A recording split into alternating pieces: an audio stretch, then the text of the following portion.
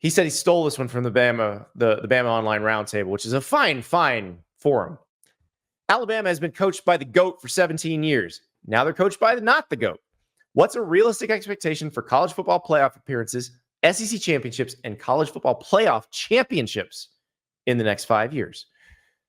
So if Nick Saban were still there, I could probably give you a fair number on this.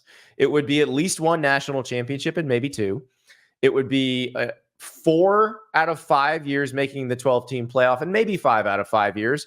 And it would be winning the SEC at least twice. Like, I think that would be a fair assumption, even with Kirby Smart at Georgia, even with Texas and Oklahoma coming into the SEC. But since it's not Nick Saban anymore, all of that changes. Like, Alabama moves not, like, it's not disaster. It's not over.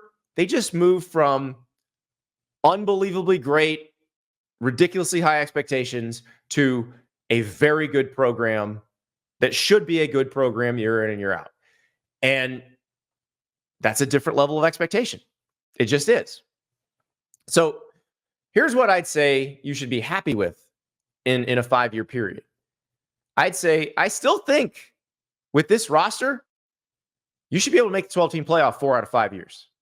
I think that's realistic. I don't think that's saying too much. I mean, you're in a league that is going to get at least 3 in every year and possibly 4. You want to be in the top. So that's just saying, can you be in the top quarter of the SEC? I think Kalen DeBoer can do that. So 4 out of 5 college football playoff appearances in the 12-team format. Not unrealistic. SEC championships. This is where it gets tougher, because this is where you not being Nick Saban, Kirby Smart still being Kirby Smart, and Texas and Oklahoma making the league even deeper. This is where that becomes quite a bit tougher. So I'm going to say one of those. One SEC championship. And national championships, well, if you can win the SEC, you can win the national championship. Nick Saban proved you don't have to do both in the same year. Then Kirby Smart showed you don't have to do both in the same year. So I'd say one of those two. I'd say all of those are realistic expectations given what Kalen DeBoer has done in the past and given the roster he took over. And I know what you're going to say, but they lost Caleb Downs and Caden Proctor and all these dudes into the portal. Well, Caleb Downs and Caden Proctor are really the only two of that bunch that were not in a situation where they're fighting for a starting job if they're at Alabama next year, or maybe not getting a starting job and knew that. And that's why they moved on. They're going to have a really good roster.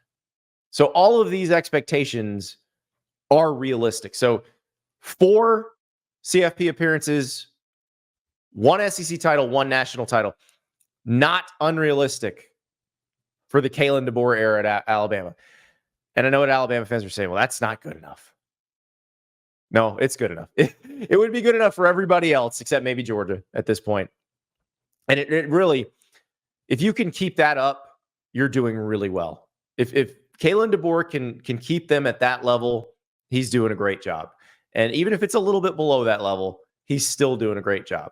So that's the part that, is this a successful hire or not? That's what you're looking at.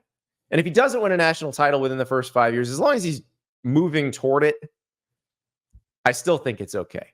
And it's sort of like the Kirby Smart situation where you never worried about Kirby because they were always kind of making progress toward it. They were always in that mix. Keeping them in the mix is the key here. Like, are they in the mix to compete for the SEC and the national title most years? If he's doing that, he's doing his job. Thank you so much for watching. Just a reminder, subscribe to this channel right here so you never miss an episode of Andy Staples On 3. And oh, by the way, watch all the other great videos on the On3 Sports YouTube channel.